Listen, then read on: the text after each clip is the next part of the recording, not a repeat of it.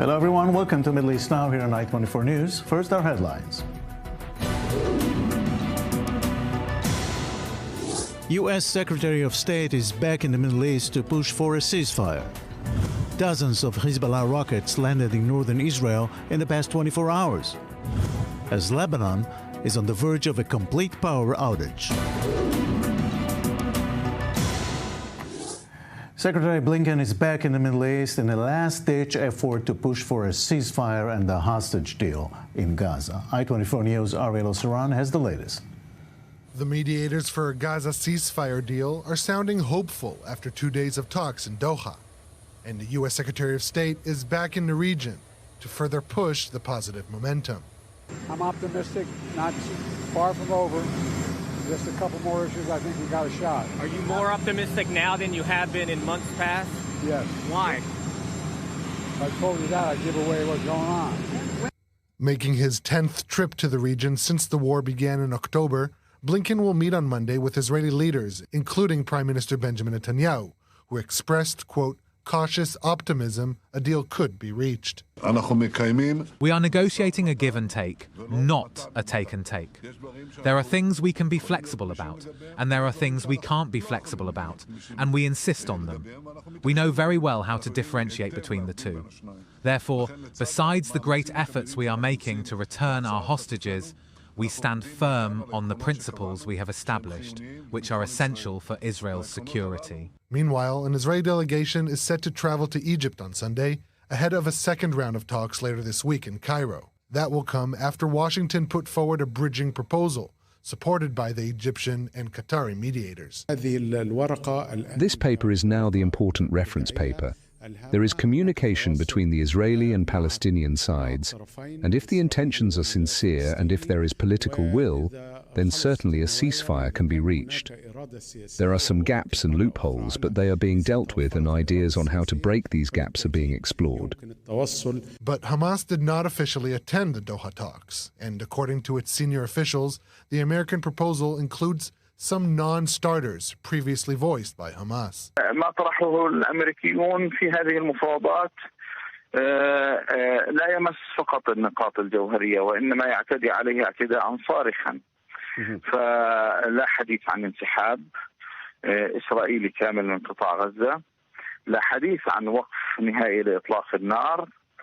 يبدو لنا بعد هذه الجولة أن الجانب الإسرائيلي لا يريد فعلا وقف إطلاق النار، وأن الإدارة الأمريكية عاجزة ولا إرادة لديها في أن تقوم بعمل جاد من أجل وقف إطلاق النار.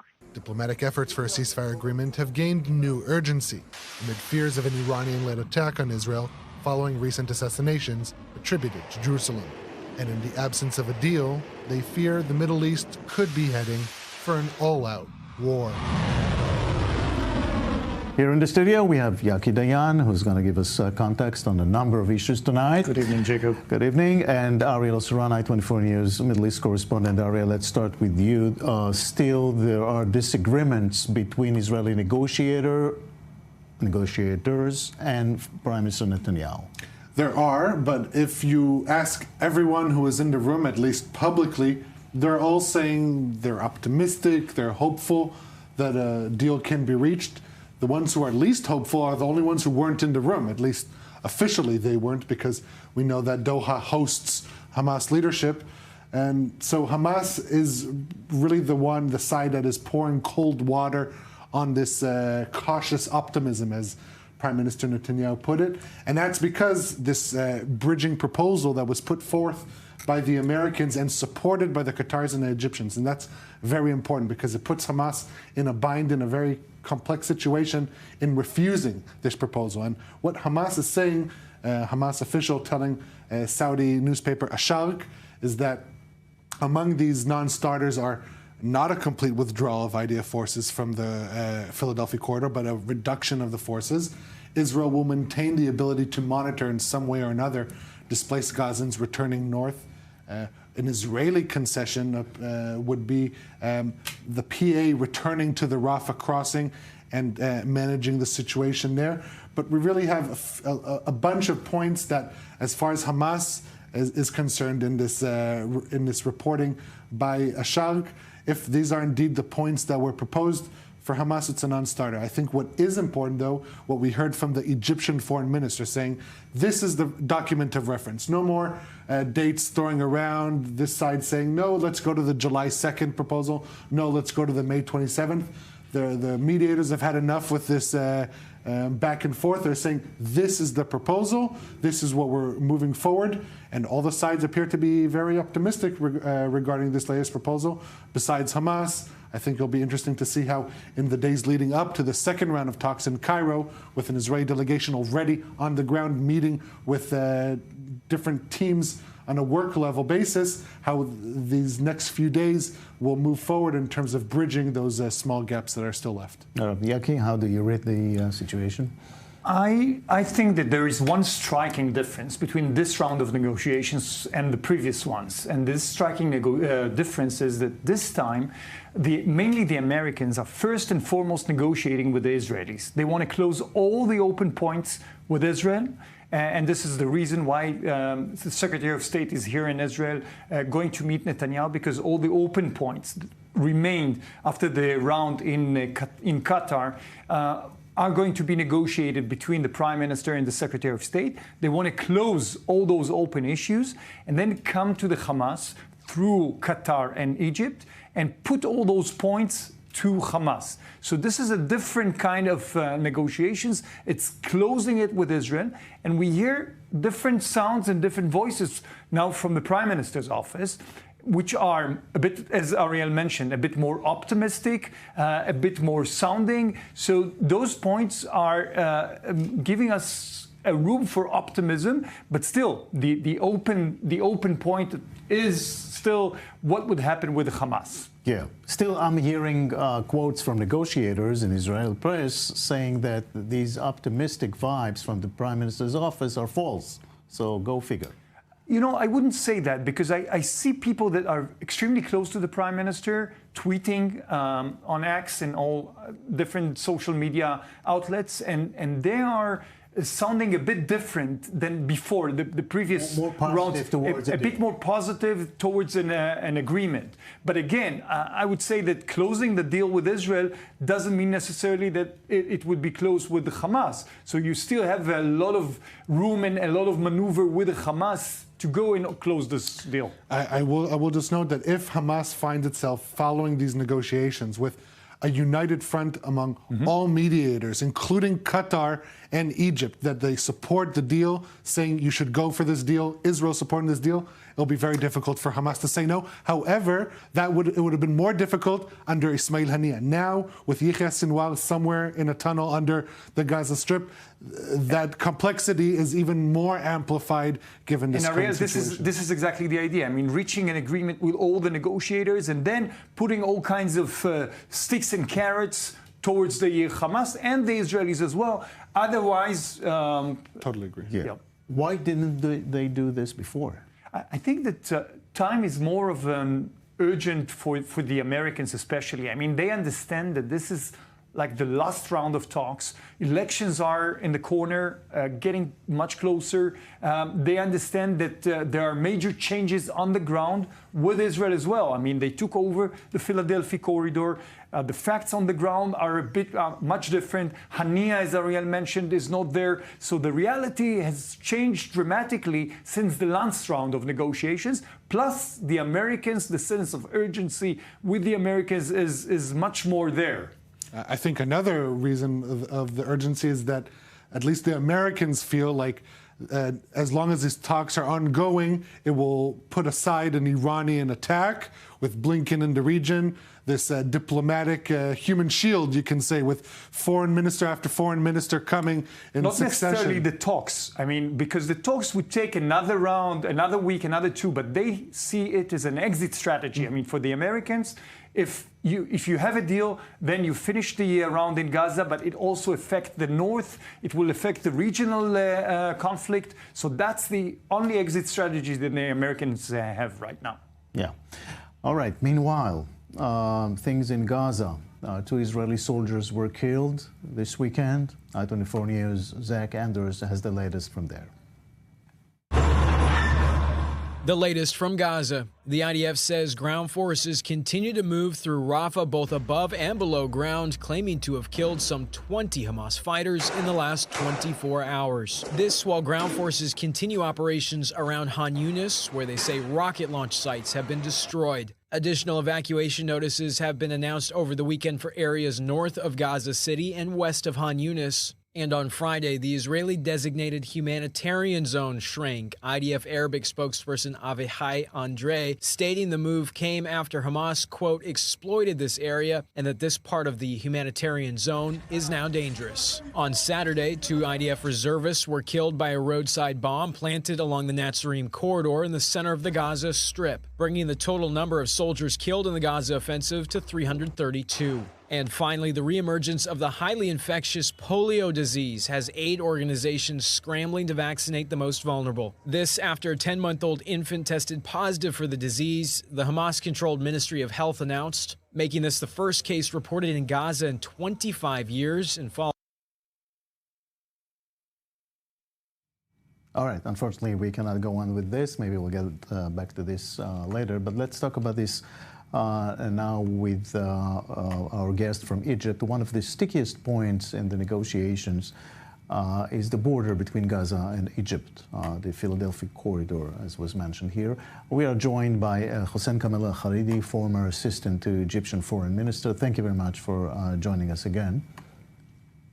My pleasure. So it's a sticky point, and can Egypt provide the solution to this problem by doing maybe more or doing a better job in preventing arms flow to Gaza through the border? From an Egyptian point of view, sir, there is no problem. Simply because Egypt has closed all the tunnels leading from Sinai to Gaza. And I'm saying this based on reliable military information. So really, you're saying nothing will come through tunnels from the Egyptian side to Gaza ever after? I can assure you, sir, there are no tunnels from Sinai to Gaza. We closed, the Egyptian military closed all the tunnels during the campaign that it led for 3 years in the northeastern part of Sinai in its fight against terrorism. And its military campaign, it made sure that all the tunnels are shut off. In your opinion, did Egypt give Israel assurances of that? I'm sure that through the liaison offices between Egypt and Israel, this has been communicated to the Israeli side. I have no doubt about that. Let's look a little bit further. What would Egypt do in Gaza after the war, in your opinion? Well, before answering this question, Egypt would seek guarantees from both the United States and Israel that the Israeli military would not target Gaza once more. This is the 5th war between Israel and the Palestinian resistance movement in Gaza. So before committing ourselves to reconstruction, and we are for reconstruction and for rebuilding Gaza, before we do that, we would like to have guarantees from the Americans and from the Israelis that whatever happens in the future, what we have seen in the last 10 months will never be repeated. Short of that, neither Egypt nor donor countries, whether from the Gulf or from the European Union, would really be willing to contribute in the reconstruction of Gaza. According to the latest UN report, the assessment as the reconstruction of Gaza would take many years, many years. Just to deal with the rebels will take at least from 3 to 4 years. So we are all of us facing a mammoth job in order just to bring Gaza back to the pre-October 7th normality, a normal life for the Gazan. It would take many, many years. And of course, without guarantees that Israel would never attack Gaza once more, I'm not sure that reconstruction efforts would ever take off. According to your census, are we really close than ever to a deal on the ceasefire and hostages? Well, according to the United States President, President Joe Biden, he released a statement on August the 16th after the Doha round of talks was concluded. He sounded optimistic. And according to senior United States officials, it seems that the United States is really pushing for an agreement, and it's the American assessment that this is the last chance to reach this agreement, and the agreement is on the table, and they refer to what they call the transitional American proposal that would close the gaps between the position of Israel and those of Hamas. And according to American officials, technical teams will be working. And as a matter of fact, I understand that they are already on the ground, and there are teams in Cairo and in Doha working on the details of implementation. It's a question now, according to the Americans, it's not that the deal won't be, the deal is agreed upon, but what remains is implementation. And what's new in this is that the Americans are talking about what they have called an implementation cell. And this cell will be entrusted with monitoring, with the compliance of the parties to the deal that would be announced, hopefully, at the end of this week in Cairo. All right, Mr. Hassan Kamal Khalidi, I thank you very much. Thank you, sir. Thank you. Back to the studio here. Ariel, maybe the Egyptians will really make sure that doesn't happen anymore on the border. I thought they already promised to make sure it won't happen again, given that for years it was going on. And we have to remember, the 17-year blockade that has been imposed on Gaza, it's also been imposed by Egypt. It started the same day Israel and Egypt, and it's still ongoing, Israel and Egypt. That's one thing we need to point out. The second, look, the IDF says that since it started its operation in Rafah, it destroyed, getting an image, it destroyed dozens of tunnels, and roughly 30 of them, according to the IDF, crossed into Egyptian territory between Gaza and Egypt. So this lifeline, according to the IDF, was still going on until the operation began in Rafah about 3-4 months ago. And so Israel found itself in that reality following Egyptian promises that there's nothing going on. And now it needs to move forward in some good faith that it won't happen again. I think Israel is looking for better assurances and perhaps for its own monitoring capabilities. For instance, the underground barrier that Israel has surrounding the Gaza Strip to prevent tunnels crossing into Israel. Israel says none of its defense mechanisms are hermetic. That is believed to be hermetic. I think the Philadelphia corridor is the great candidate for a continuation, a second-off project of that underground barrier to assure assurances, external assurances or not, that there will not be any underground tunnels. Yeah. Yaki, Egypt is a major power here in the area. There's a peace agreement between Israel and Egypt.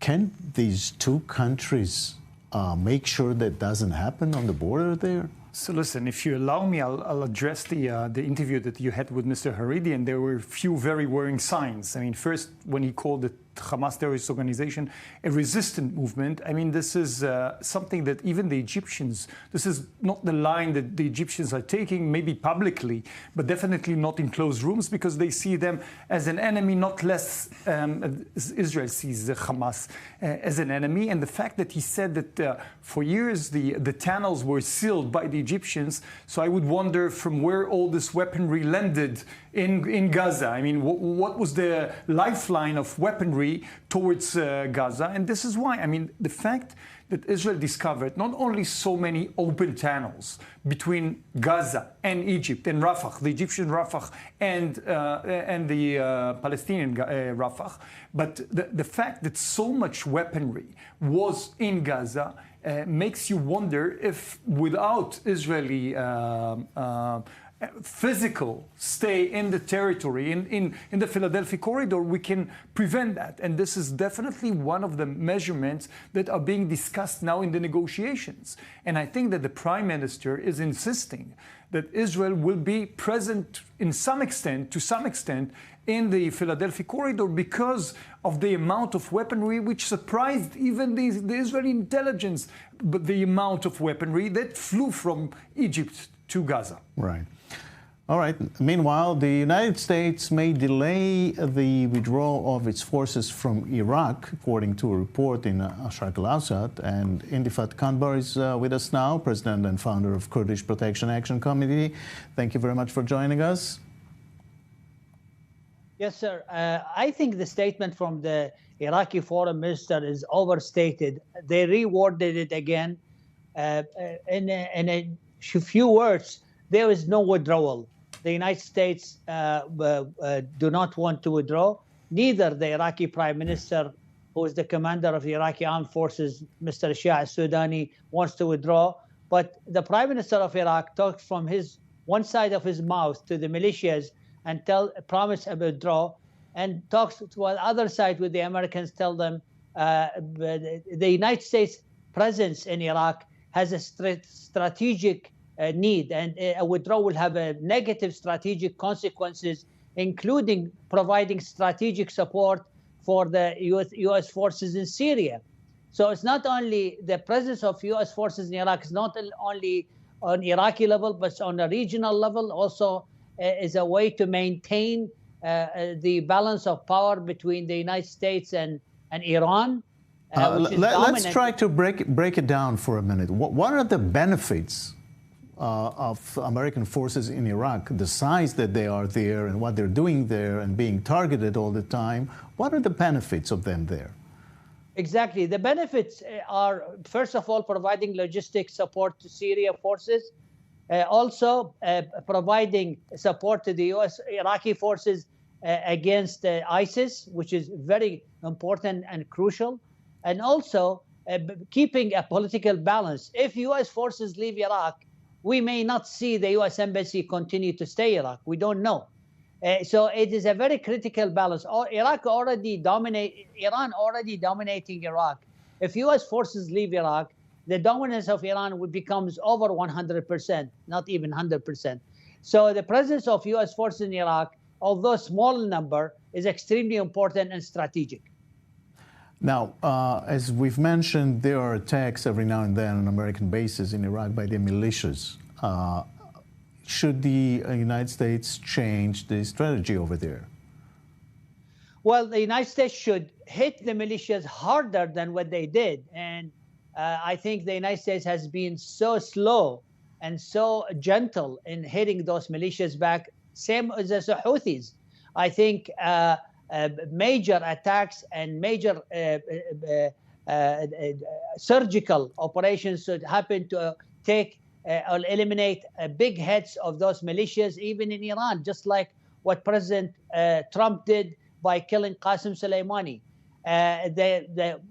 What the United States is doing now, attacking or bombing offices or training facilities here and there, and weapons depots for these militias on the Iraqi-Syrian border or near Baghdad is not enough. They need to be hit hard, and with deterrence, with strong deterrence, I can promise you those militias will not think twice again to hit Americans again. All right, Intifad Kanbar, thank you very much. A word from you, Yaki, here in the studio. I would agree with the speaker that one thing that the Americans are doing not enough in the Middle East is playing offense. They are playing defense, whether it's with the Houthis or with the proxies of Iran in Iraq. And as long as they're playing only defense and not playing offense and not enough offense, then we'll see a continuation of the hitting and the striking and this all operation led by the Iranians. All right. As we speak, there are sirens in northern Israel yet again. Multiple communities and multiple sirens. This appears to be a significant. That's been going on for like 24 hours. Very heavy shelling in the past 24 hours. We'll be live there shortly. And also, after the short break we'll take, Lebanon is on the verge of a complete power outage. We'll talk about that as well in a moment.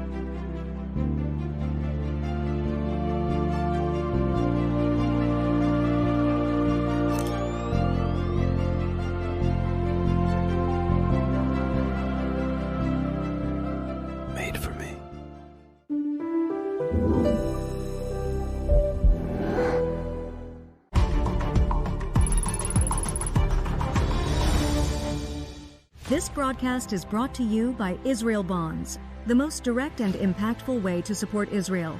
Invest now at israelbonds.com.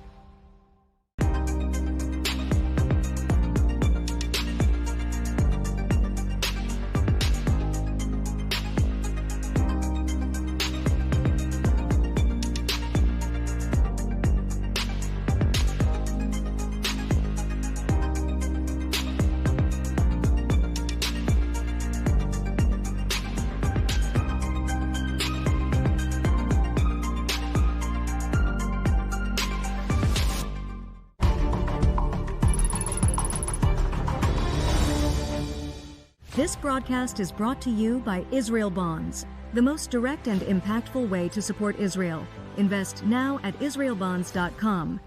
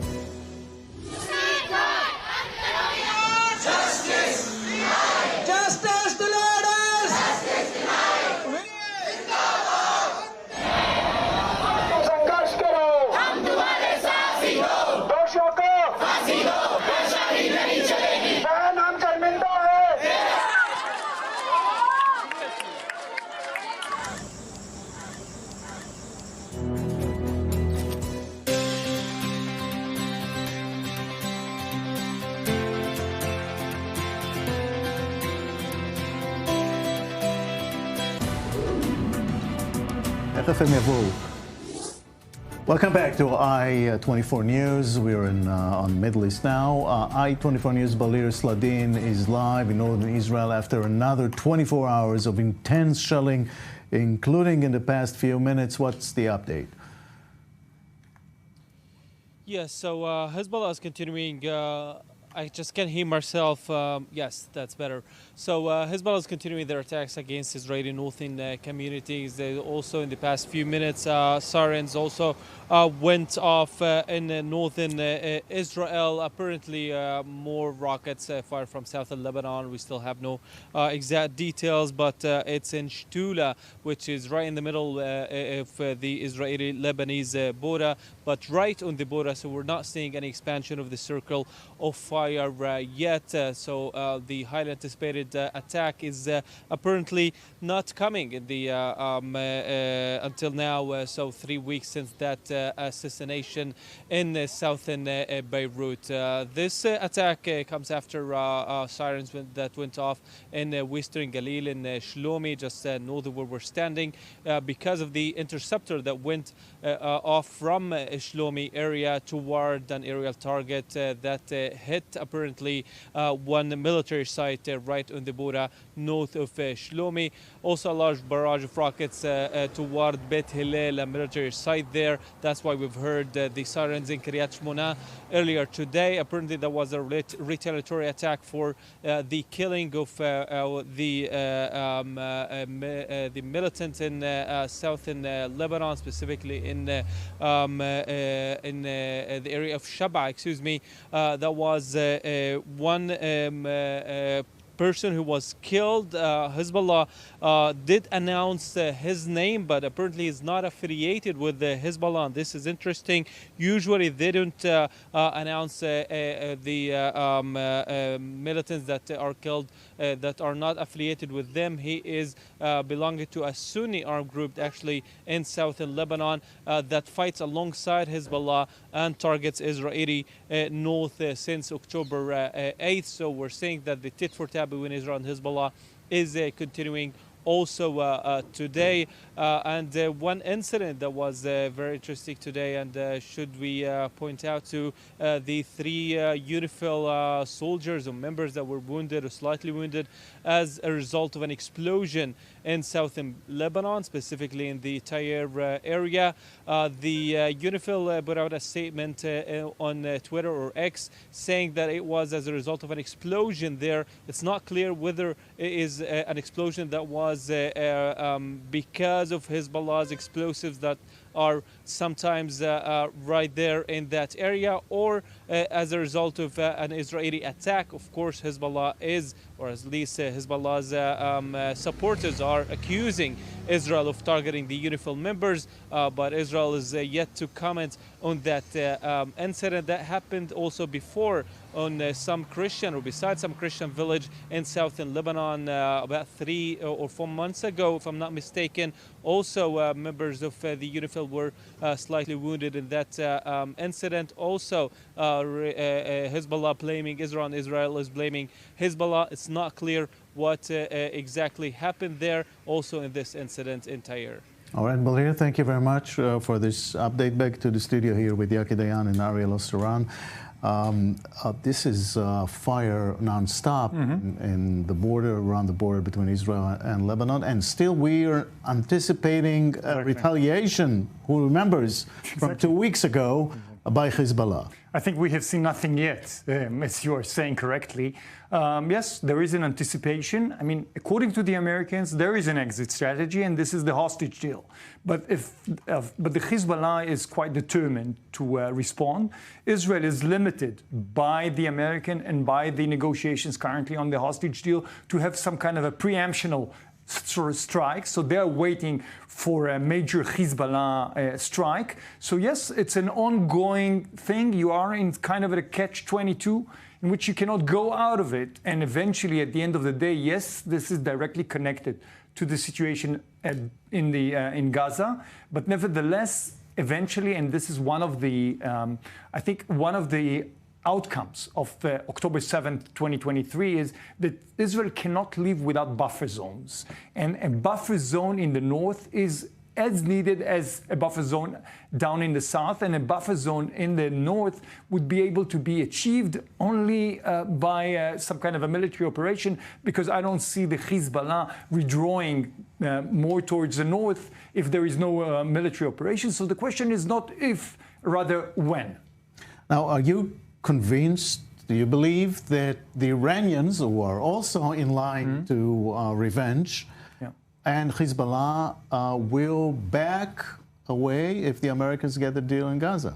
I think to a certain degree, but they are determined to respond. I mean, there are more leverages over Iran than on the Hezbollah, but still Iran controls Hezbollah, and we should not forget that. So they are determined to respond, determined to strike.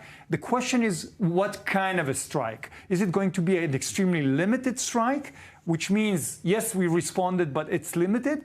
If there is no deal, we might see a much bigger, major response from Hezbollah and the Iranians. Ariel? Yeah, I think we don't really have to guess, because we got a good indication today by, albeit not a high-ranking official, but he is an Iranian ultra-conservative lawmaker. He used to be an IRGC general, Ismail Kosari, saying that a deal in Gaza will not prevent retaliation by Iran. Basically, the linkage that the Biden administration, I think, has been trying to do between a Gaza ceasefire and the Iranian response. So this Iranian lawmaker, I think, is trying to disconnect, saying that Iran will retaliate regardless in a time and choosing of its own. Right. Like always in the Middle East, there's something to look out for. Yeah. Meanwhile, how much more can Lebanon endure? Now it's on the verge of a complete power outage. I-24 News' Jody Notilovich has more. Since late Saturday, total darkness has washed over Lebanon as the country's last operational power station ran out of fuel. According to a communiqué by the Zahrani power plant, the outage came after, quote, exhausting all possible precautionary measures to prolong energy production. This is not something new. The frequency of power outages has increased significantly over the years as a result of the government's inability to import fuel due to financial constraints. Government facilities such as wastewater treatment, drinking water pumping stations, prisons, and the port have all been affected. Beirut's international airport will remain operational using generators. Citizens were asked to limit their use of water as these major operations shut down.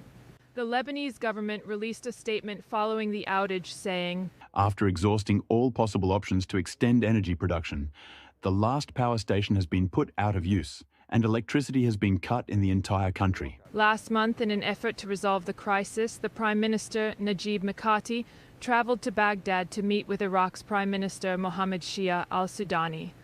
Ultimately, Iraq decided against renewing its agreement to supply fuel to Lebanon in exchange for services. And for the moment, the Lebanese government has not indicated when the power would be restored. In Israel, several hundred families from Kibbutz Mefarsim near the Gaza border are finally moving back home. That's 10 months after October 7th. CNN's Wolf Blitzer reports. For me, it feels good. It feels home. For Ifat and Shaked Porat, coming home brings mixed emotions. Are you scared because you're very close to Gaza? Maybe it's more dangerous, but that's home. For the first time in 10 months, they are now living in their own home with their 3 kids in the Mefalsim kibbutz. Less than a mile away, on the other side of an 8-foot-tall razor wire fence, lies the Gaza border. It's a constant reminder of the Hamas terror attack. On October 7th, Hamas targeted and attacked their kibbutz. Shaked Porat is a member of the security team for the kibbutz, getting into an hours-long firefight with the terrorists. No one from the kibbutz was killed. He went to the gate and he was guarding it for the rest of the day. No. Yeah. So he's a hero. Yeah. Oh, he's a hero. Now, after more than 300 days living in the Dan Hotel in Herzliya, north of Tel Aviv, the Porats are just one of 310 kibbutz families who have returned home. It's weird. Yesterday was our first night after 10 months. It was hard to go to sleep even. Liron Biton and her husband Regev also just moved back to the kibbutz with their 2 daughters and their 3-month-old son, who is named Dan partly after the hotel. The Bitons have mixed feelings about returning to the kibbutz. You are smile, but you're not exactly smiling. You're always like you're worried all the time. In the beginning, my wife said there's no chance we're going to come back. And as time went by, and we decided that we just want to come back home to Mefasim, and that's the right thing for our kids and for us. Living in the hotel north of Tel Aviv may have been safer, but had its own challenges. There is no privacy, nothing. We are a family of 5 members, and we got 1 room with mattresses on the floor for our children. It was very crowded. Both families question if moving back was the right decision. I don't know if it is a good decision. There isn't no good or bad decision. We don't know what will happen. At the end of the day, the Porats and the Bitons decided that the future was brighter with their friends and neighbors living in the kibbutz. We were a strong community, and now we are stronger. And we want to build a good and beautiful life here. Wolf Blitzer, CNN, Kibbutz Mefalsim. So they're coming back slowly, Yaki and Ariel, but still many are displaced in Israel, both from the south and from the north. And the big question is, what will make them come back? Building the trust, Jacob. I mean, the trust was broken on October 7th because those people were relying heavily on the army, and it failed them on October 7th, and now you have to build trust. So it would take, it's a very long process, and it has to be built through, first and foremost, presence in the territory, in the place itself, buffer zones, as we said, much more intelligence, and allocating money, infrastructure, resources for those people, restoring the trust that was broken between the state of Israel and those people that live over there. Yeah, the story of Mefalsim is not the story of Be'eri, Nir Oz, and Nativ Asara. The communities that were the hardest hit, they're still broken communities. These are their words, not mine. They're still living in hotels. They're still split up. The kids are not going to start their school year properly. And that is in a place where people are, an area that people are starting to go in the communities that are still rebuilt. But Be'eri is still in rubble. And so that's one main community that is not going to start the year regularly. But as Yaki said, they relied heavily on the military. And now the threat of a ground invasion is not there the same way that it was. Obviously, no one expected it from Gaza, or not enough people expected it from Gaza prior to October 7th. But that threat is pretty much off the table right now. And the threat of rockets that they've been accustomed to for 2 decades, that persists. They're willing to live with that. But the reality of residents in the north, that in the absence of taking away the ground option for Hezbollah, it will make for them to return home a lot more difficult, in my opinion. We're talking about changes of conceptions of years. Absolutely. Absolutely. I mean, think about the psychological effect that those people have returning to the place that their families were slaughtered, raped.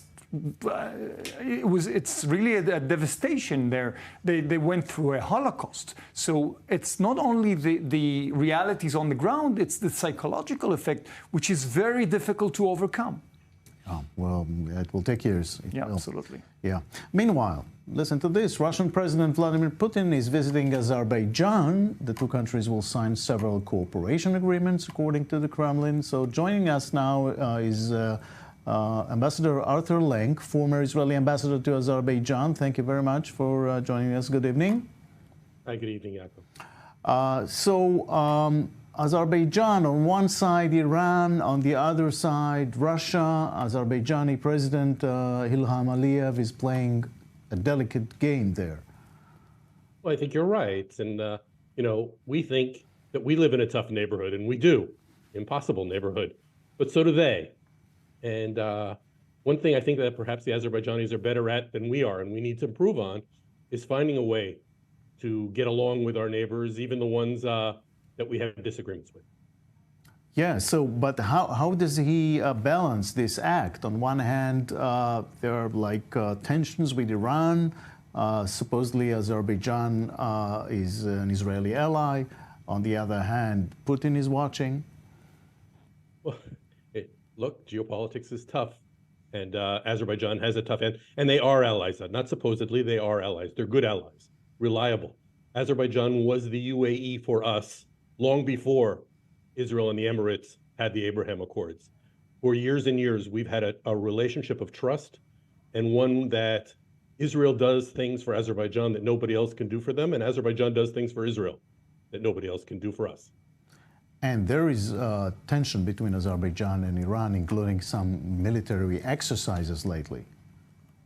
Well, I think that current events in our neighborhood have everybody on edge for obvious reasons, including Azerbaijan, and I think every one of Iran's neighbors have tough relationships with Iran and are nervous and want to make sure that their public are safe because they know the Iranians better than we do. And I don't blame the Azerbaijanis for, in these tense days, wanting to make sure that they're safe in every direction. Azerbaijan and Russia have like 100 and something kilometers of border. Not a huge one, but there are neighbors. The question is how the Russian bear influences what's happening there. Well, look, Azerbaijan was part of the Soviet Union. So it's not just a border, it's a history and a legacy that they share. But Azerbaijan, after independence, made a brave choice. It could have grown even closer to the former Soviet Union, to Russia, but understood that its own independence depended on connecting to the West, and in fact built its lifeline, its oil line that goes from Azerbaijan to Georgia to Turkey and out into the Mediterranean, where Israel gets a significant amount of our oil. But for Azerbaijan, it was a way for it to signal that it wanted to connect literally through this oil pipeline to Europe and to the West. And sure, it has to live with Iran, with Iran certainly, but also with Russia. If they were your neighbors, our neighbors, we'd have to find a way to interact with them too. And I think Azerbaijan, as a secular Muslim country with key alliances, including us, finds a way to dance that dance in a clever, sophisticated way that I think that we have a lot to learn from. The relationships between Russia and Azerbaijan beyond commercial that was discussed, what are they? Is there any military cooperation, anything else? Well, again, there's lots of history. And I don't know, everybody over the age of 40 in Azerbaijan speaks Russian. And there's Russian theater and lots of Russian culture. And it's there, it's their neighbor. That said, Azerbaijan has an independent foreign policy. And I think that its relationship with the United States and with Israel and with countries across Europe shows that independence. And that, but I think that when your big neighbor says he wants to come visit, you welcome him and you make sure that there's a dialogue. I think that that's not imprudent. I think that that's smart diplomacy. Yeah, we always talk about Iran in context of wars, but can Azerbaijan be maybe instrumental in mediating between Iran and Israel since they have ties to both? Or am I fantasizing here? Well, maybe that's a bridge too far. But you know where they did try and were successful for a moment was Israel and Turkey. You may remember that right before October 7th, a couple of weeks before, Prime Minister Netanyahu was in New York speaking at the United Nations, and he met with Erdogan. And the Azerbaijanis played a not small role in that interaction. Now, obviously, events and interactions by us and certainly by Erdogan and by Turkey since October 7th and the war began, forced that to go in a totally different direction. But Azerbaijan has a real interest and has acted as a friend to us in those kinds of relationships. And again, Iran is a challenge to all of us. First, obviously to Israel, but also to all of its neighbors, including Azerbaijan. There was a terrorist attack in Tehran on Azerbaijan's embassy last year, and Azerbaijan is very wary of that relationship. All right, Ambassador Arthur Lang, I thank you very much. Thank you. Thank you. And now this, Uzbeki Prime Minister Abdallah Aripov visited Afghanistan this weekend. It's the highest level visit by a foreign official since the Taliban returned to power 3 years ago. Journalist Shakib Nazari is with us now from Kabul. Good to see you again. What brings the Uzbek to Afghanistan right now? Well, thanks a lot for having me in tonight's interview. Uzbekistan and Afghanistan has lots of historical and also the cultural ties in the past centuries. Due to that, their interest has been a part of the visit from the Uzbek people to Uzbek high-ranking officials to meet with the Taliban, and it's also one of the biggest movements was the commercial and also the industrial trades between Afghanistan and Uzbekistan. Are there hopes in Kabul that others will follow, other leaders? Seemingly, it seems like Taliban have lots of hopes to gain lots of their interest on the international community, and also they are just proud that they focus to have the security all over Afghanistan, and none of the other neighboring countries has been threatened by the Afghanistan. And also, the Taliban want economic and also the trade with the neighboring countries, and meanwhile with the international community also. And the main point that Taliban is focusing, that's the political legitimacy or the diplomatic relations between the Taliban and the international community.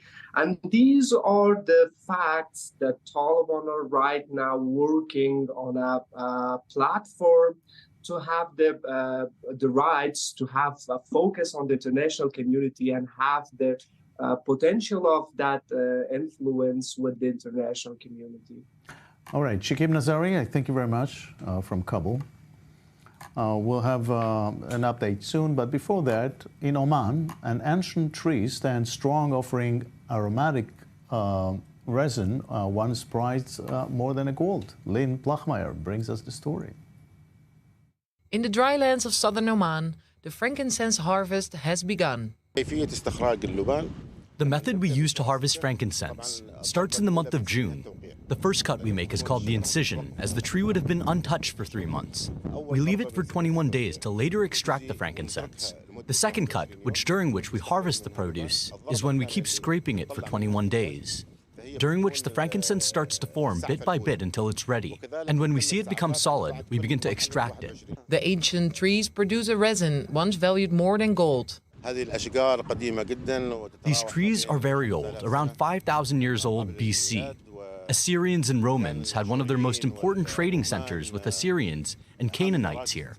They used to race the ships of the pharaohs to reach the Sultanate of Oman, specifically in the south, Dhofar province.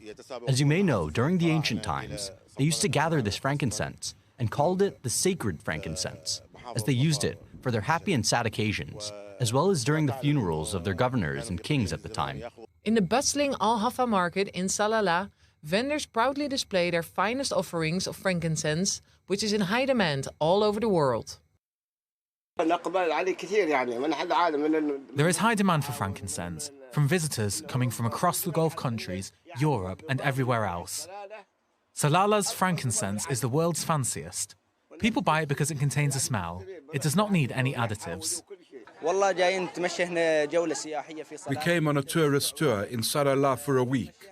So we walked around at Itin Mountains and other mountains like Sha'at, and such beautiful places.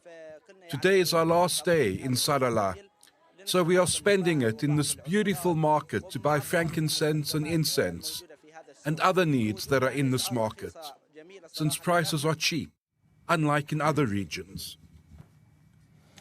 And before we leave you, an update from you, Ariel Osran, on a terror attack in the West Bank. Yeah, we're talking about a terror attack that took place in the Baron industrial zone just west of Nablus, 4 p.m. A Palestinian who works in one of the Israeli factories in the area hits a Israeli security guard on the head with a hammer, steals his personal weapon, and then flees with the car. The update from the hospital right now is that the security guard succumbed to his wounds and he died, and the Israeli forces continue with a manhunt to find the terrorist. All right, thank you for the update. Thank you, Yaki Dayan. Thank you. This is it for Middle East Now. Stay tuned for the rundown with Natasha Kirchuk. Have a good night from Tel Aviv.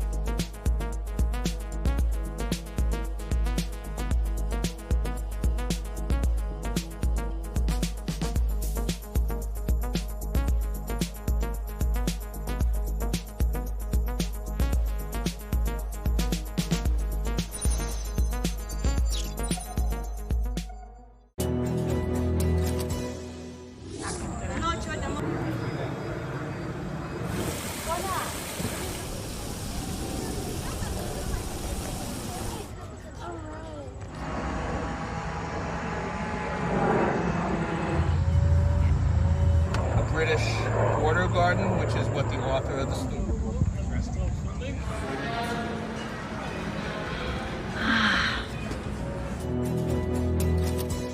Shalom. ¿Qué me trae por aquí? La necesidad impostergable de 600 millones de hispanoparlantes que ahora necesitan escuchar el mensaje judío e israelí en tiempos difíciles. ¿Cómo lograrlo?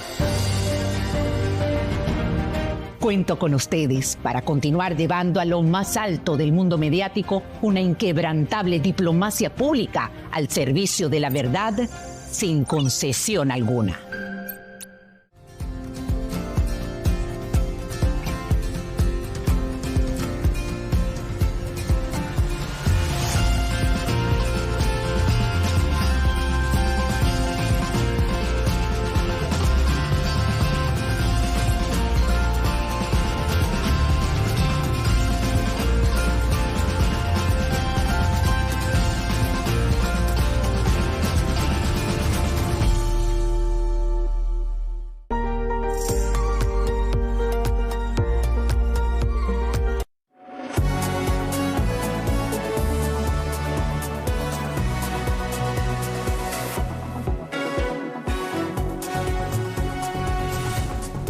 An Israeli has died in yet another terror attack in the West Bank as the IDF takes out 2 senior Hamas operatives in the city of Jenin.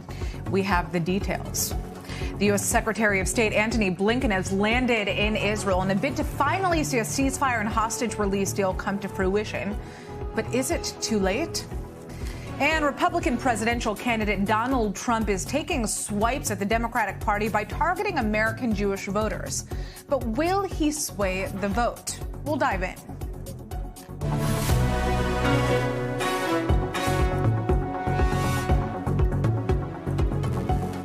I'm Natasha Kirchak, and this is The Rundown. It is day 317 of the Israel-Hamas war.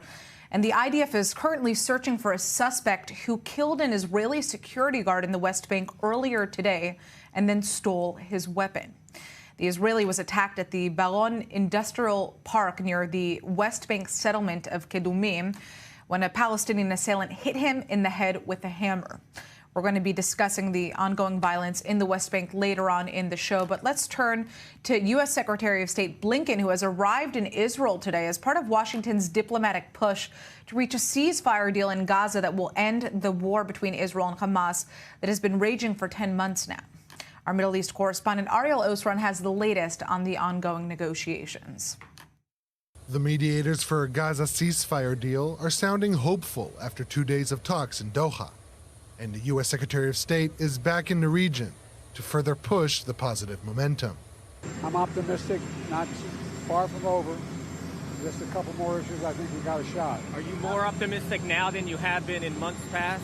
Yes. Why? If I told you that, I'd give away what's going on. Making his 10th trip to the region since the war began in October, Blinken will meet on Monday with Israeli leaders, including Prime Minister Benjamin Netanyahu, who expressed, quote, cautious optimism a deal could be reached. We are negotiating a give and take, not a take and take. There are things we can be flexible about, and there are things we can't be flexible about, and we insist on them. We know very well how to differentiate between the two. Therefore, besides the great efforts we are making to return our hostages, we stand firm on the principles we have established, which are essential for Israel's security. Meanwhile, an Israeli delegation is set to travel to Egypt on Sunday, ahead of a second round of talks later this week in Cairo. That will come after Washington put forward a bridging proposal, supported by the Egyptian and Qatari mediators. This paper is now the important reference paper. There is communication between the Israeli and Palestinian sides, and if the intentions are sincere and if there is political will, then certainly a ceasefire can be reached. There are some gaps and loopholes, but they are being dealt with, and ideas on how to break these gaps are being explored. But Hamas did not officially attend the Doha talks, and according to its senior officials, the American proposal includes some non-starters previously voiced by Hamas. ما طرحه الأمريكيون في هذه المفاوضات لا يمس فقط النقاط الجوهرية وإنما يعتدي عليه اعتداء صارخا. فلا حديث عن انسحاب إسرائيلي كامل من قطاع غزة، لا حديث عن وقف نهائي لإطلاق النار. يبدو لنا بعد هذه الجولة أن الجانب الإسرائيلي لا يريد فعلا وقف إطلاق النار، وأن الإدارة الأمريكية عاجزة ولا إرادة لديها في أن تقوم بعمل جاد من أجل وقف إطلاق النار. Diplomatic efforts for a ceasefire agreement have gained new urgency amid fears of an Iranian-led attack on Israel following recent assassinations attributed to Jerusalem. And in the absence of a deal, they fear the Middle East could be heading for an all-out war. Well, as Israelis and Palestinians alike wait to see if there's any breakthrough in negotiations for a ceasefire and hostage release deal, what exactly are the most serious sticking points? Well, the original proposal involves 3 phases. We're talking about the first, which would last for 6 weeks and include a full and complete ceasefire, a withdrawal of Israeli forces from all densely populated areas of Gaza, and, of course, the release of a number of Israeli hostages in exchange for the release of hundreds of Palestinian prisoners. We also know that Palestinian civilians would be able to return to their homes and humanitarian aid would be increased at that point. Now, the two sides would need to use that 6-week period to negotiate an agreement on the second phase, which would then lead to the release of all remaining living hostages and also Israel's full withdrawal from Gaza and turn that ceasefire into a permanent one. The third phase, from what we understand, would kick off a mass reconstruction of Gaza following the war. So why hasn't this led to a breakthrough? Well, both sides are still arguing over whether or not there will be a complete withdrawal of Israeli forces from the Gaza Strip. Israel wants to maintain control of the Philadelphia Corridor, which is that strip of land along Gaza's border with Egypt, which Hamas uses to smuggle in weapons through underground tunnels.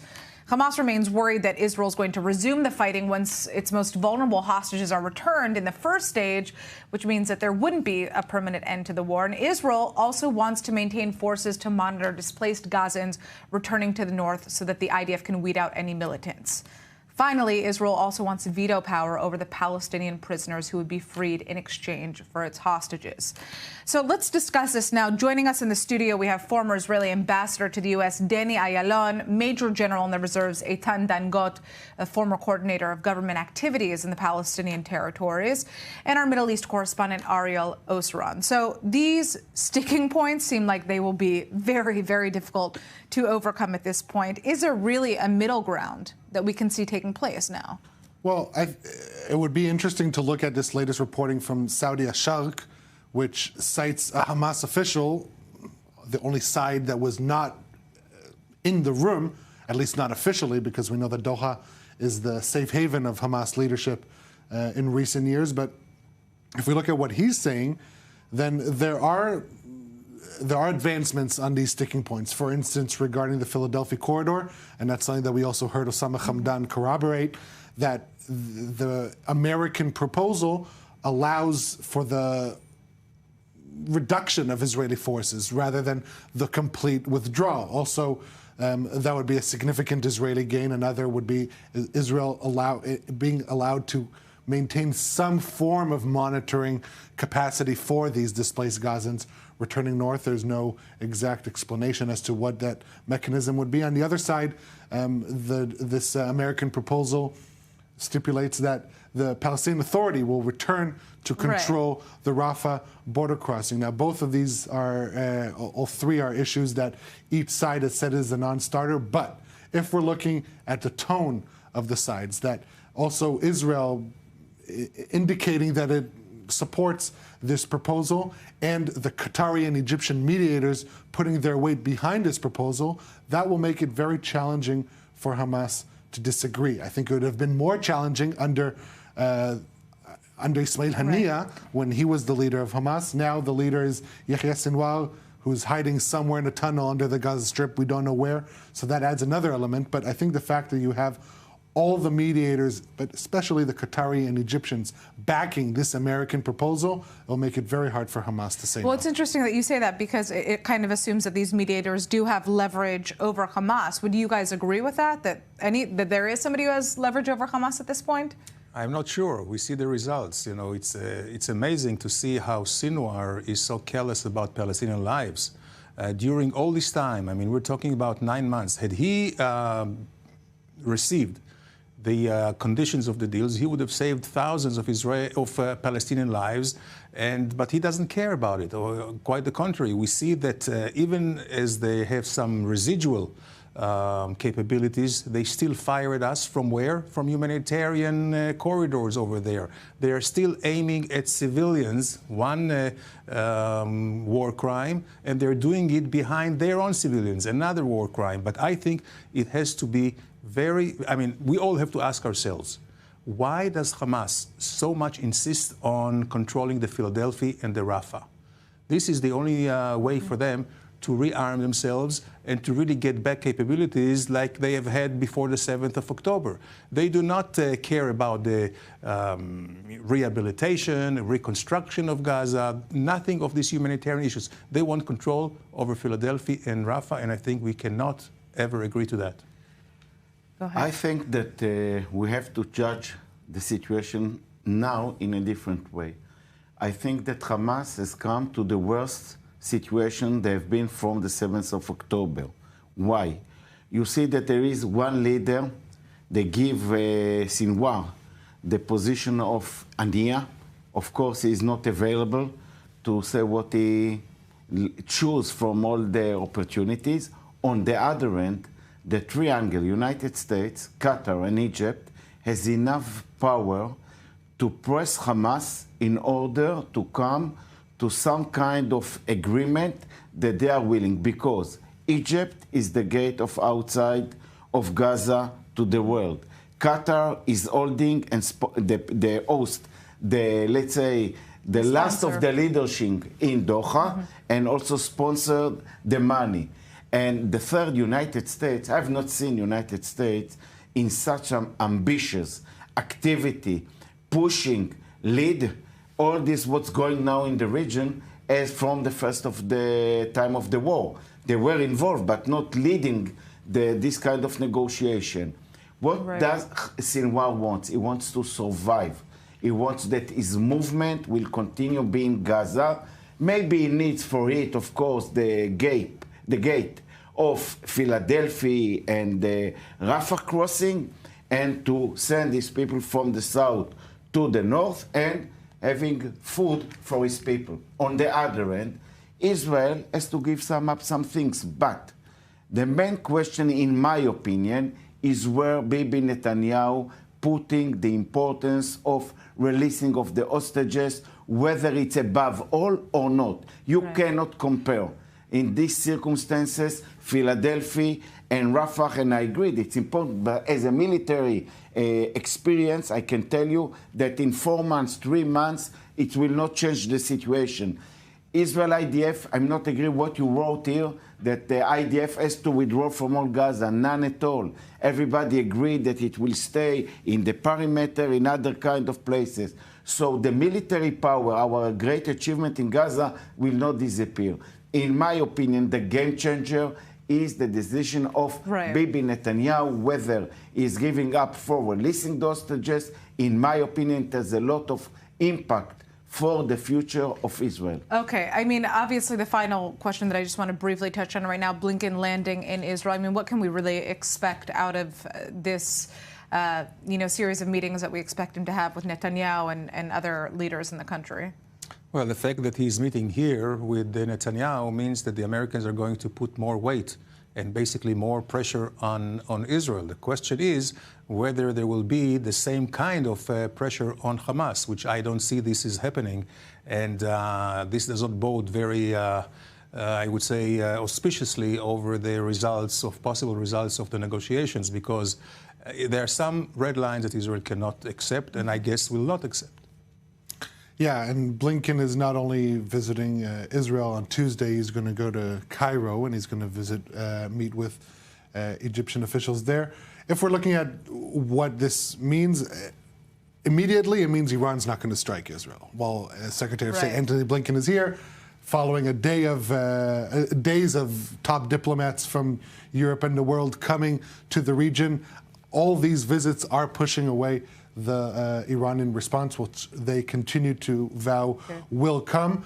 But at the end of the day, this is, I think, the Americans rolling up their sleeves, as you say, putting all their weight, trying to pressure Israel. He's also going to meet with President Herzog, Defense Minister Gallant, pulling out all the stops to try and reach an agreement as fast as possible. We're going to have to wait and see what happens. We're going to turn now, because as the ceasefire deal remains up in the air, the family of Israeli hostage Romi Gonen is sadly celebrating her 24th birthday today. Romi was kidnapped from the Nova Music Festival on October 7th when Hamas terrorists infiltrated southern Israel and massacred over 1,200 people. And today, her family is attempting to celebrate her birthday with an event where attendees have been invited to wear leopard print or yellow attire to embody Romi's vibrant spirit. Now, there are still 111 Israeli hostages who are still being held in captivity in the Gaza Strip as we speak. Romi is sadly one of them. Now, speaking from a government meeting this afternoon, Prime Minister Netanyahu reiterated his call for strong military pressure as the best and only avenue to get the hostages home. And while ceasefire talks continue, the IDF has remained heavily engaged in combat on the ground. Our Zach Anders recaps the very latest from the weekend inside the Gaza Strip. The latest from Gaza. The IDF says ground forces continue to move through Rafah both above and below ground, claiming to have killed some 20 Hamas fighters in the last 24 hours. This while ground forces continue operations around Han Yunis, where they say rocket launch sites have been destroyed. Additional evacuation notices have been announced over the weekend for areas north of Gaza City and west of Han Yunis. And on Friday, the Israeli-designated humanitarian zone shrank, IDF Arabic spokesperson Avichai Andre stating the move came after Hamas, quote, exploited this area and that this part of the humanitarian zone is now dangerous. On Saturday, 2 IDF reservists were killed by a roadside bomb planted along the Netzarim corridor in the center of the Gaza Strip, bringing the total number of soldiers killed in the Gaza offensive to 332. And finally, the reemergence of the highly infectious polio disease has aid organizations scrambling to vaccinate the most vulnerable. This after a 10-month-old infant tested positive for the disease, the Hamas-controlled Ministry of Health announced, making this the first case reported in Gaza in 25 years and follows reports of the disease detected in the wastewater in 6 different locations back in July. We do not know what to do. We demand that they provide us with the simplest things, which is vaccination for our children. How will the children live? Aid organization Mercy Corps estimates some 50,000 babies have been born since the war began, with none reportedly receiving vaccinations against the disease. On Sunday, the Israeli Pediatric Association joined the World Health Organization in urging for an immediate vaccination campaign. It is difficult to see your child reaching this stage. It is as if we live in a primitive life. This vaccination is supposed to be available to all children. Excellent. There's also been an update not long ago from the IDF regarding polio concerns. An IDF spokesperson states that Kogat has facilitated the delivery of nearly 300,000 vials of the polio vaccine since the discovery of the virus in July. I'd just like to turn to our guests in the studio right now regarding, obviously, the ongoing humanitarian crisis that we're seeing take place in the Gaza Strip. You know, on one hand, you see, reports from the Israeli government, from Kogat, that there's been an increase in humanitarian aid that's coming in. We're also seeing videos across social media of Gazans saying that life is relatively going back to normal. On the other hand, you're looking kind of very, very serious hygiene and sanitary issues that exist in the Strip that really kind of threaten the wider population. Now, you obviously have heavy involvement in Kogat in past years. What is the humanitarian situation like on the ground right now in the Gaza Strip, from what we understand?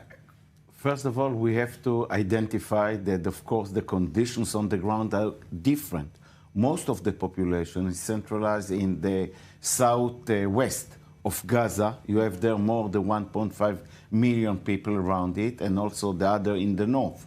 You have that all the civil leadership or civil administration by Hamas, most of them have stopped active, so everything is depend on the outside, let's say, international activity and the aid organizations.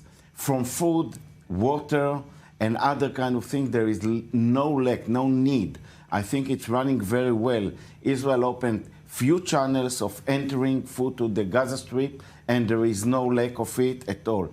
The problem is, of course, and this is something that should bother Sinwar with his responsibility towards his population, is the factor that you are coming towards the winter, it's already 1 year, your people are outside of their home, it will take a long time to build it. This is something that Hamas by itself brought to his people, to his nation in Gaza. And of course it should have to bring another phase of activities from the health and also some energy. But this has to be a part of the new, let's say, agreement with Hamas that can supply them and move the population from the south to the north, and it will take time. But in my opinion, this is one of the things that Sinwar has to decide. Missiles or fighters or rifles to his people, or give these people in Gaza, which he is the main one or the main responsibility to their situation, brought them, has to bring them back and build their life again. All right, well, we're going to turn to the West Bank right now. It has been less than 24 hours after 2 senior Hamas terrorists were killed in an Israeli drone strike targeting their car in the West Bank city of Jenin. This took place last night. The IDF and Shin Bet say that the pair were involved in planning a shooting attack in the Jordan Valley last week that killed 23-year-old Israeli Jonathan Deutsch and wounded another civilian, among several other terror attacks that both of these militants were involved in. Now, since October 7th, the IDF has carried out more than 60 airstrikes in the West Bank, primarily using drones, attack helicopters, and also fighter jets. And this latest strike comes just 2 days after dozens of Israeli settlers attacked a village in the north of the West Bank, setting fire to houses and cars. The Palestinian Health Ministry says a 22-year-old man was killed in that attack. The IDF is investigating the incident following condemnation from the Israeli Prime Minister and also the international community. I'd like to turn back to our guests in the studio on this. Now, I think that there's been so much of a focus specifically on the Gaza Strip and also now the north and the impending larger scale conflict with Hezbollah that we haven't really been discussing what has been taking place in the West Bank. And we're really, seeing a stronger and stronger Hamas presence there. Tell us about the Hamas presence in the West Bank at this point. First of all, Hamas is present and active mostly in terrorism in the north part, while it is mixed with Jihad Islamic and Fatah people. That is the reason that the most active terror activities are in the north part of the West Bank. On the south area, from Ramallah to the south, especially in Hebron, there is really now quiet, but this is the major population center that supports Hamas in the West Bank. I would like to add another thing. The West Bank is the game changer which Hezbollah, Hamas, and above them, Tehran, is trying to wake up and creating a terrorism factor that will move or bring Israel to invest there a lot of forces, a lot of activities in order to change the pressure on Israel from south to the north. Till now, I think that Israel from the beginning shows ambitious and uncompromised way of offensive activities, but the area is under bubbling now more than it was in the past. We have to be very careful and to put attention that not let it to break up like a fire. Ariel, I'd like to turn to you on this. How heavy is the IDF's presence in the West Bank at this point? Obviously, we saw another shooting today, the killing of an Israeli security guard in an industrial zone. What do we know about that specific attack and who was also potentially responsible for it? Yeah, so I'll start with the latter part of your question. At around 4 p.m., a 21-year-old Palestinian from the area of Kalkilia, that's in the western part of the northern West Bank. He works in a factory in the area, and he attacked a security guard, 40-year-old Gidon Peri, in the head with a hammer, stole his personal firearm, fled the scene. There's still a manhunt to find him. Gidon Peri, the security guard, succumbed to his wounds, and he died in the hospital. This was the update from Beilinson Hospital a short while ago. But if we're looking at how, at the West Bank threat, so besides the northern border, and I'm not even certain at that, the IDF's most significant presence is in the West Bank. It has been like that also in the eve of October 7th. It changed given the wide-scale maneuver there, but that situation is back to being one of the most active fronts that the IDF and all of Israel's security bodies are concerned about, specifically given the fact that it's also considered the underbelly of Israel with its close proximity to central Israel, the main metropolitan area of the country, but also the fact that it's an area with close proximity between Jewish Palestinian communities, no real borders between them. Over the weekend, we got an example from also extremist Jewish attacks on Palestinian villages, obviously not in comparison to the amount of deadly terror attacks that are conducted by Palestinians. But this security threat is real, it's constant, and it has Israeli security forces on high alert almost on a daily basis. All right. Well, I'd like to thank our Middle East correspondent, Ariel Osran, for joining us. You're going to be leaving us, but we have our other two guests here for the next half an hour. We're turning now to Lebanon. A potential war with Israel is not the only thing that is weighing on the heads of Lebanese citizens these days. Frequent power outages have continued to wreak havoc over the country, leaving locals stuck with relying on private generators. And as Lebanon's foreign currency reserves deplete, the central bank has been unable to cover the costs of fuel imports. We have more in this report by our Jody Nadal-Ovitz. Since late Saturday, total darkness has washed over Lebanon as the country's last operational power station ran out of fuel. According to a communiqué by the Zahrani power plant, the outage came after, quote, exhausting all possible precautionary measures to prolong energy production. This is not something new. The frequency of power outages has increased significantly over the years as a result of the government's inability to import fuel due to financial constraints. Government facilities such as wastewater treatment, drinking water pumping stations, prisons, and the port have all been affected. Beirut's international airport will remain operational using generators. Citizens were asked to limit their use of water as these major operations shut down. The Lebanese government released a statement following the outage saying, after exhausting all possible options to extend energy production, the last power station has been put out of use, and electricity has been cut in the entire country. Last month, in an effort to resolve the crisis, the Prime Minister, Najib Mikati, traveled to Baghdad to meet with Iraq's Prime Minister, Mohammed Shia al-Sudani. Ultimately, Iraq decided against renewing its agreement to supply fuel to Lebanon in exchange for services. And for the moment, the Lebanese government has not indicated when the power would be restored. All right, we are out for a quick commercial break, but when we get back, Republican presidential candidate Donald Trump is taking swipes at the Democratic Party by targeting American Jewish voters, but will he actually sway the vote? We're going to dive in, so don't go anywhere. We'll be back soon on The Rundown.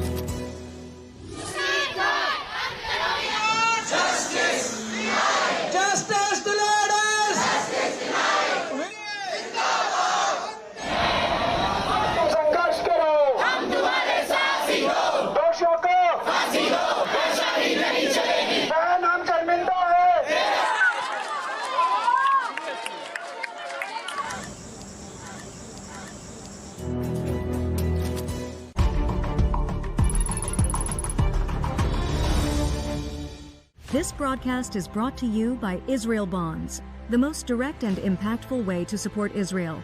Invest now at israelbonds.com.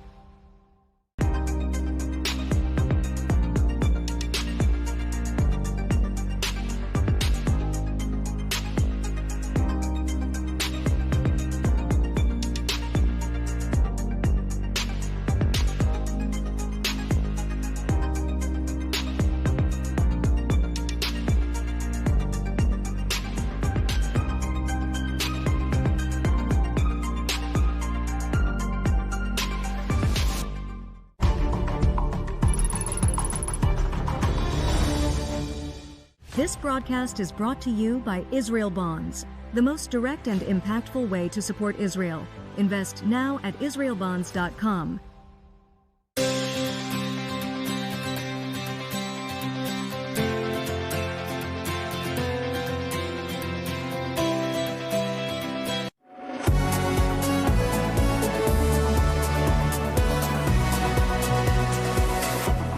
And we are back on the rundown. I'm Natasha Kirchuk, and thanks for sticking with us. Israel's northern border remains fiery. Hezbollah has been firing rockets out of Lebanon into northern Israeli communities throughout the day. And the latest barrage saw at least 5 rockets hit towns, while 3 other missiles landed in open areas. Now, thankfully, no casualties have been reported so far. I'd like to turn to our guests in the studio. We have former Israeli ambassador to the U.S., Dani Ayalon, and Major General in the Reserves, Eitan Dangot, the former coordinator of government activities in the Palestinian territories in the IDF. So, at this point, how worried should Israelis be about a major attack from Hezbollah? Obviously, we've been waiting for some type of major response following the assassination of Hezbollah commander Shukr.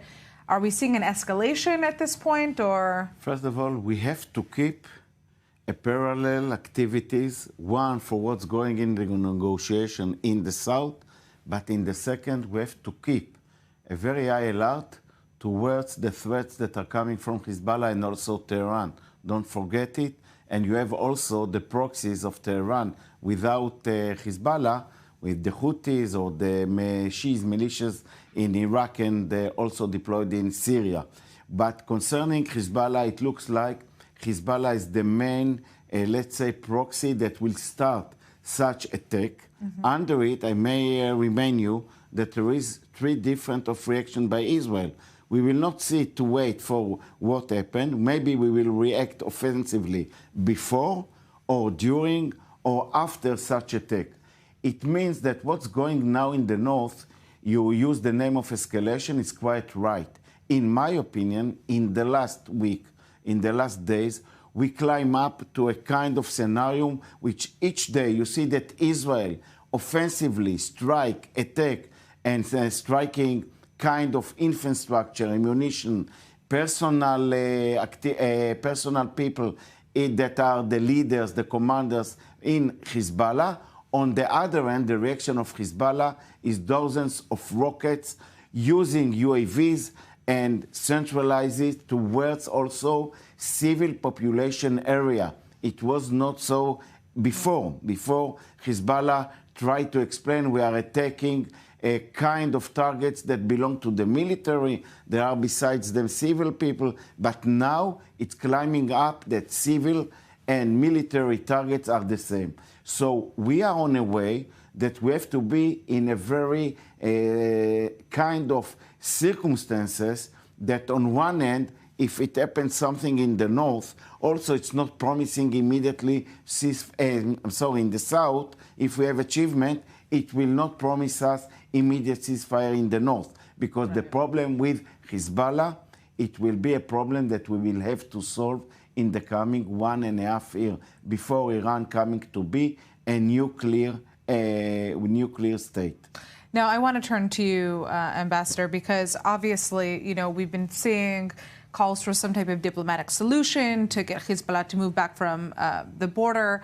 At this point, is that really a reasonable option? We are seeing forces literally shooting anti-tank missiles from just meters away into northern Israeli communities, and a situation in which you have tens of thousands of people have been evacuated, many of whom are saying, I don't know if I can feel safe in ultimately going back.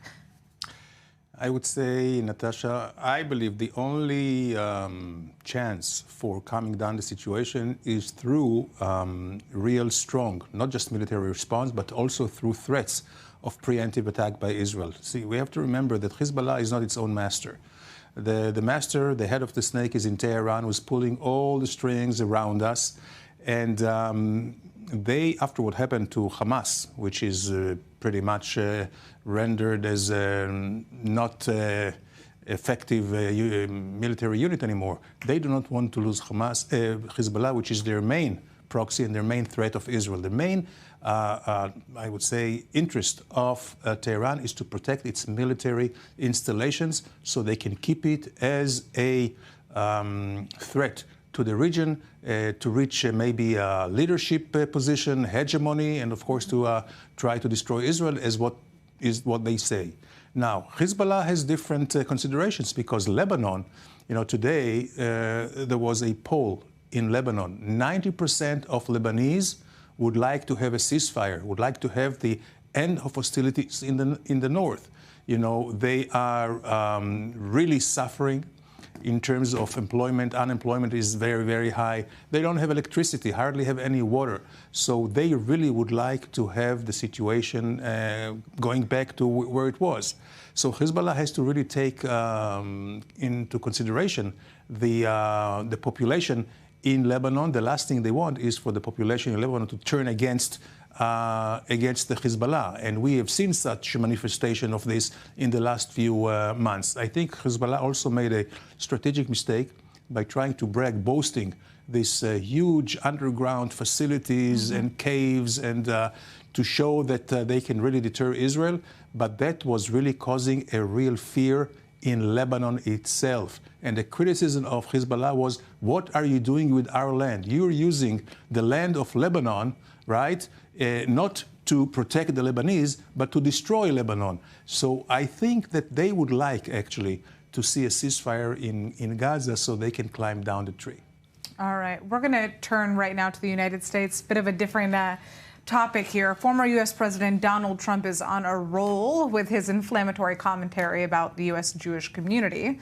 Trump, who is running for president once again on behalf of the Republican Party, has drawn fire from the Democratic Party for suggesting that Democratic presidential candidate Kamala Harris did not choose Pennsylvania Governor Josh Shapiro as her running mate because he's Jewish, and that his continued accusations, of course, that Jews who vote for the Democratic Party have to go and get their heads examined. Now, Trump has most recently taken to the campaign trail to say that there's never been a more dangerous time since the Holocaust to be Jewish in the U.S., just days after holding a dedicated event on fighting anti-Semitism. He's clearly targeting American Jewish voters, but will they bite?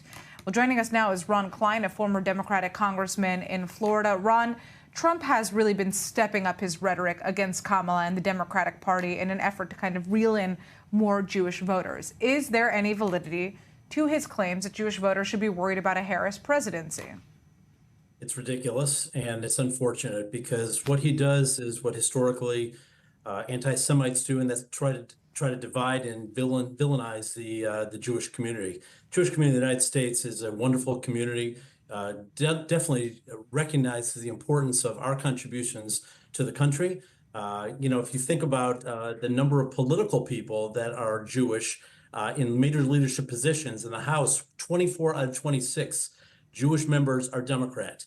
In the Senate, 9 out of 9 senators are Jewish that are Democrat, all Democrats. Governors, 4 out of 4 are Jewish. There are virtually no Republicans. It speaks for itself. The Jewish community understands why the Democratic Party stands for it, in support of Israel, its fight against anti-Semitism, and a whole lot of other things they care about, including a strong U.S. democracy.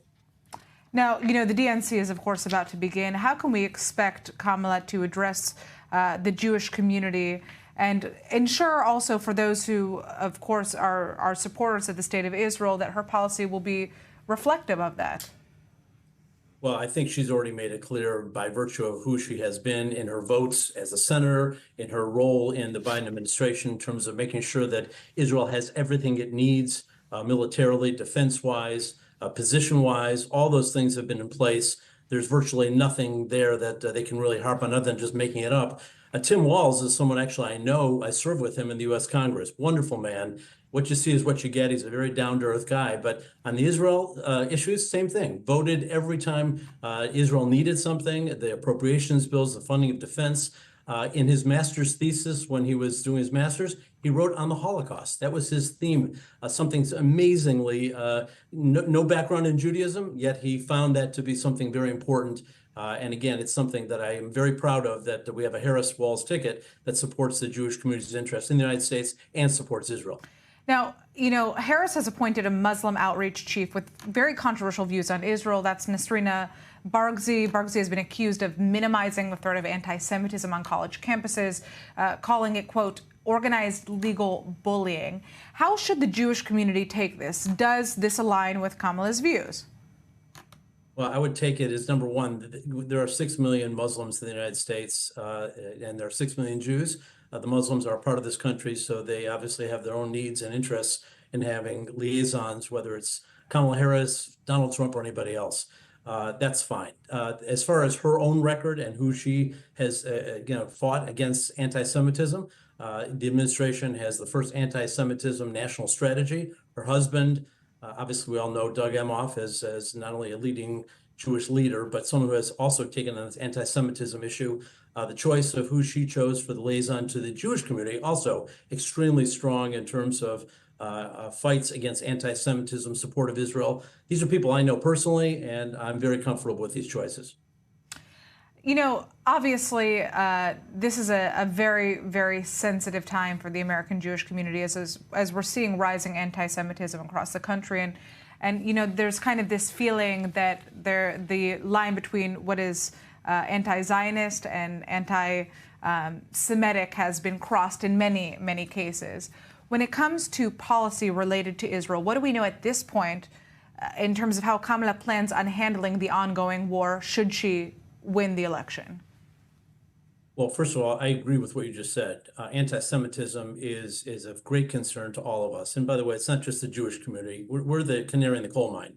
When it happens to us historically, whether it's in the United States or other places, it's a problem for everybody and should be a problem and recognized as a problem for everybody. So, you know, it started out with Donald Trump with his, in Charlottesville, but clearly on the Democrat side, there are definitely some people that I don't agree with for certain, and they have a very loud voice, but they're very small in terms of influence. And Biden and Harris have been very strong on Israel, and they've demonstrated that over and over again. I don't see any daylight between her position and his position on supporting Israel. I think she also has made comments, just like President Biden has said, that there's a humanity side of making sure that innocent Palestinians, that humanitarian needs are taken care of as well. That's a Jewish value that I certainly support.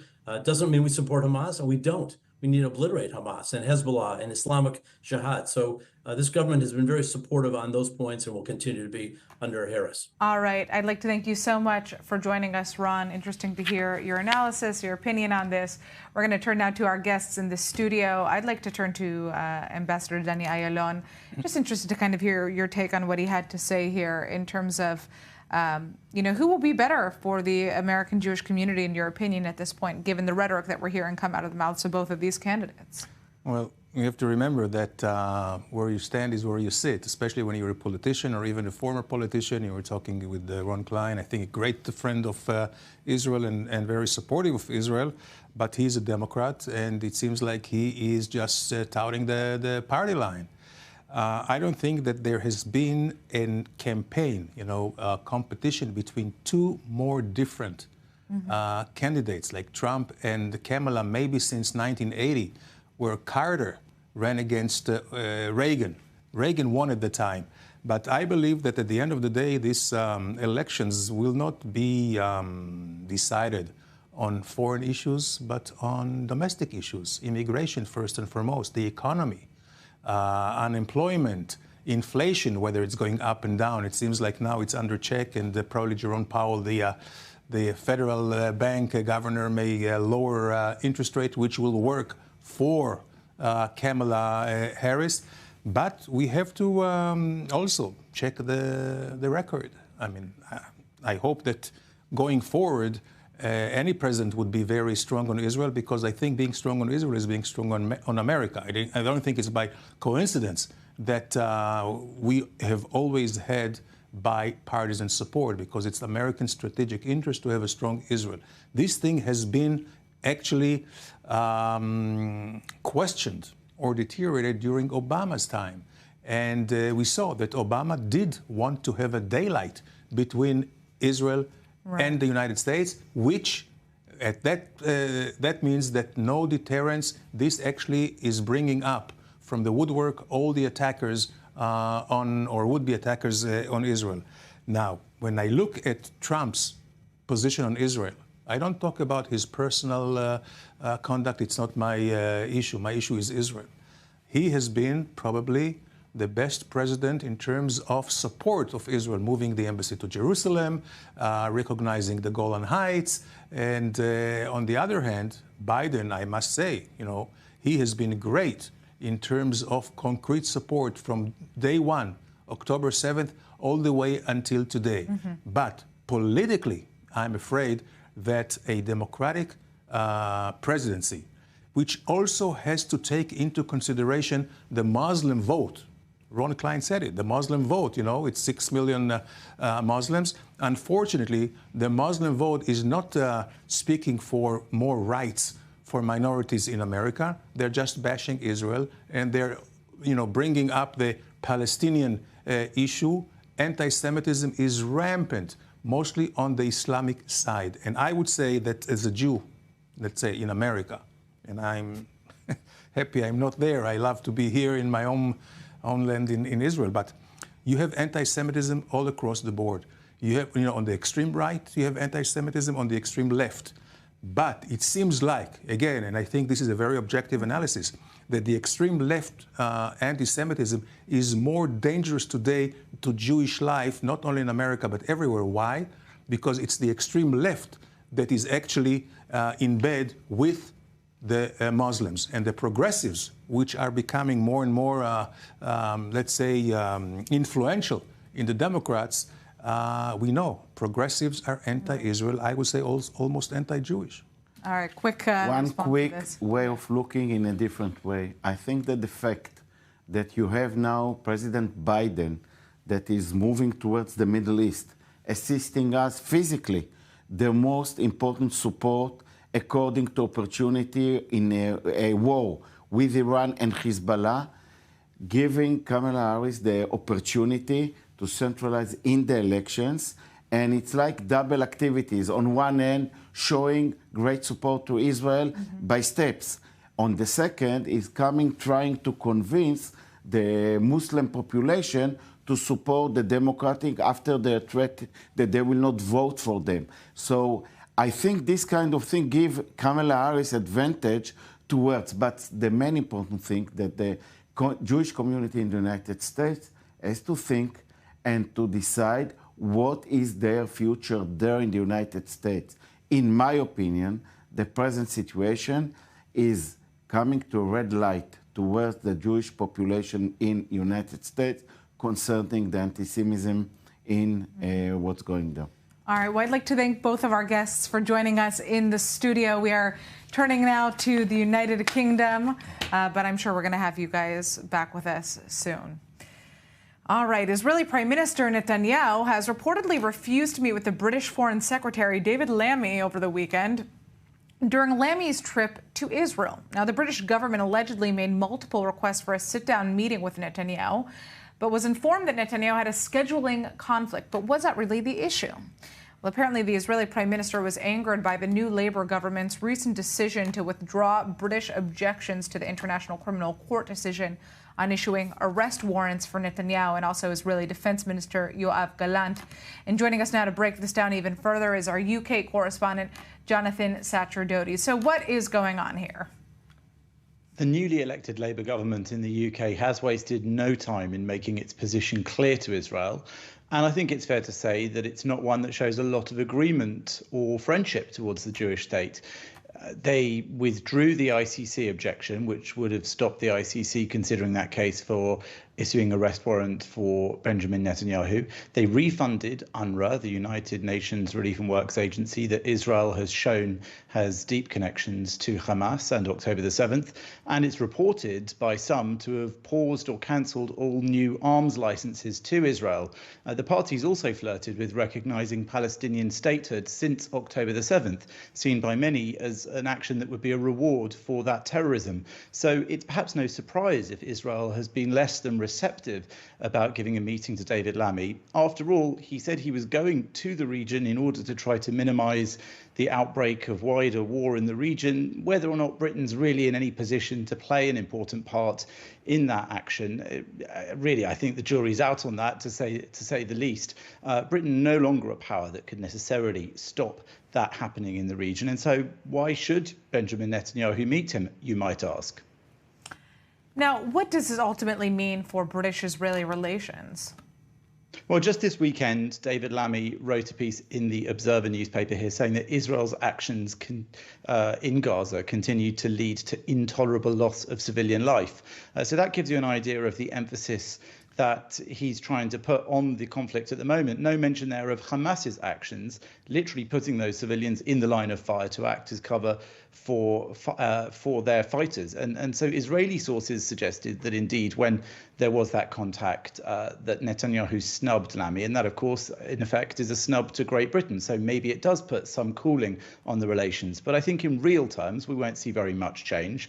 I don't think that Britain would necessarily sit back and watch Iran attack, though there are now reports coming out after the visit saying that Britain wouldn't get involved actively should war break out with Iran. But what that means is unclear. Perhaps Britain will still get involved in a defensive way should there be some sort of barrage from Iran and its terror proxies in the region, just as there was back in April. Britain did play a part at that time as well. So the new government in the UK is really making its position clear, I think, and that is a cooling of relations with Israel, but not officially. It's not coming out and saying so.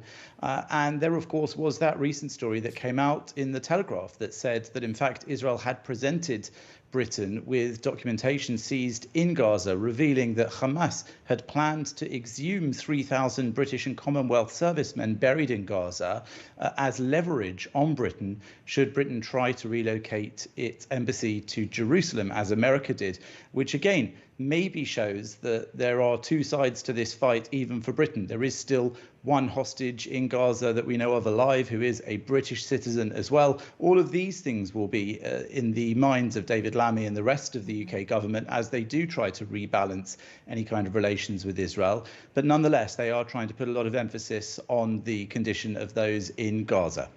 All right, now just quick comment on this. There's other drama that has reportedly unfolded. Apparently, Lammy and the French foreign minister wore a yellow hostage pin while meeting with Israeli foreign minister Israel Katz, but then took that pin off when meeting with their Palestinian counterpart. What do we know about this?